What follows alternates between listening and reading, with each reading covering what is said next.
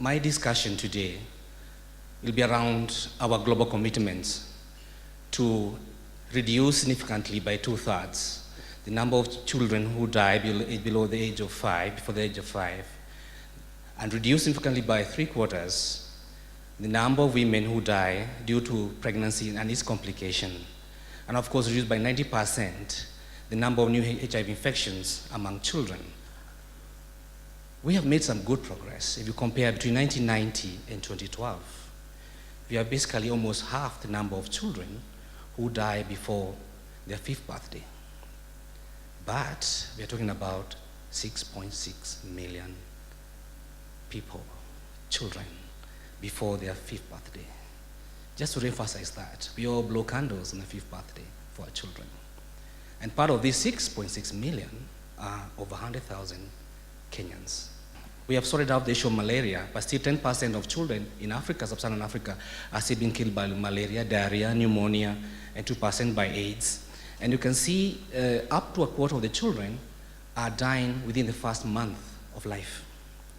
90% of all children who get infection from HIV infection from their mothers belong to the countries you see in yellow.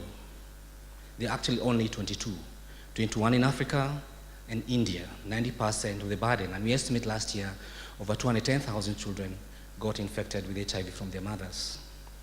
30,000 of these children were Kenyans. I can say it in other words, that for every 16 children newly infected with HIV in Africa, one child is from Kenya. In nearly 10 years, nearly 5% of the Kenyan population was infected with HIV. And I think this is a time that now the whole government woke up. You all recall the former President Daniel Arap Moi declaring HIV a national disaster. And it is around this time that actually Kenya had reached a peak of almost 14% of the population having HIV. This curve just demonstrates how our surveillance system has been following the trend of HIV. We must make a commitment that all pregnant women must attend clinics as is required, or all Kenyans must get tested for HIV and know their status, and that all pregnant mothers must deliver under skilled delivery. Of course, even after delivery, the feeding of this child is very necessary and very important for their survival beyond 5 years. And of course, where possible, let us prevent unwanted pregnancies through family planning. Because if there is no conception, no child will get HIV from the HIV-positive mother. And finally, let us actually commit to fight stigma and discrimination for people living with HIV so that they can strongly participate in trying to turn the tide. My story is one that I share in common with many other children in Kenya. I share a story of hope and success.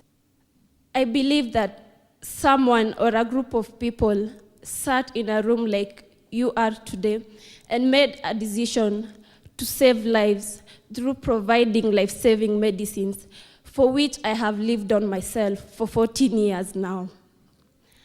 I vividly remember the days when I started treatment. I was sickly, lonely, stigmatized, and discriminated because of my HIV status.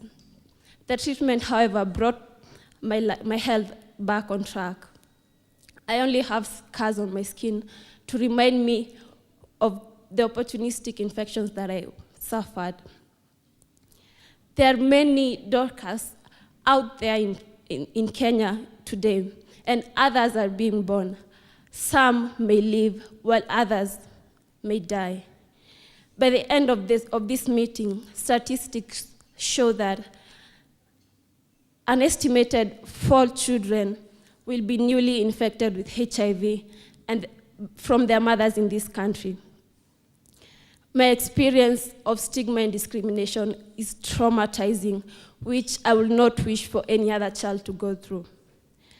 Simple actions such as being isolated by my fellow classmates, skin rashes, having to find the right place to take my pills in order to avoid scrutiny from people, impact heavily on children living with HIV. If we can stop children from being infected, then why haven't we done so yet? And let me, just for the sake of those who do not know, just outline a few of the initiatives which Her Excellency has really supported. It has been outlined about the HIV, AIDS, TB, and malaria. We've had many programs where she has come to our support. She has come to our support in terms of cancer screening services. We went to Abakasi with Her Excellency sometime last year, to sensitize, mothers and us men to be screened. Number 3, Her Excellency has also supported us in the fistula program at Kenyatta National Hospital. And whereas there was a stigma before that ladies did not want to come forward, following Her Excellency's intervention, now ladies are freely going forward to be treated and screened for this disease. Number 4, immunization campaigns.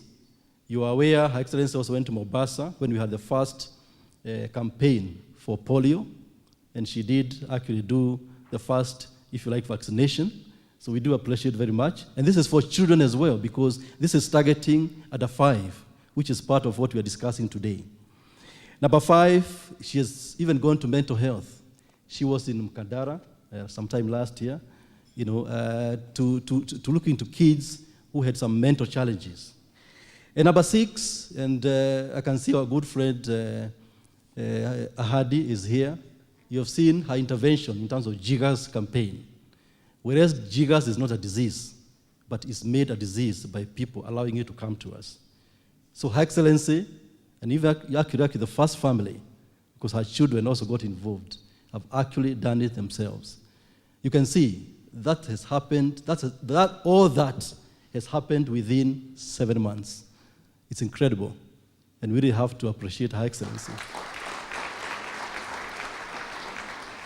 For supporting what you've seen. It doesn't need to be gone over again. From the bottom of my heart, for Kenya, all of you, thank you.